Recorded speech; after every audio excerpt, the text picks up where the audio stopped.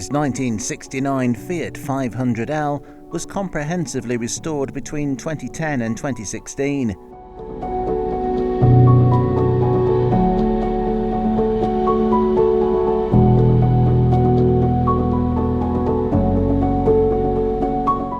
There are invoices on file relating to almost £9,500 worth of restoration expenditure.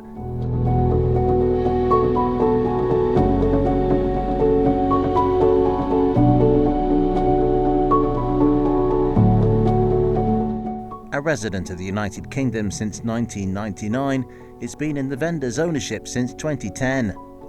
It's offered with a history file.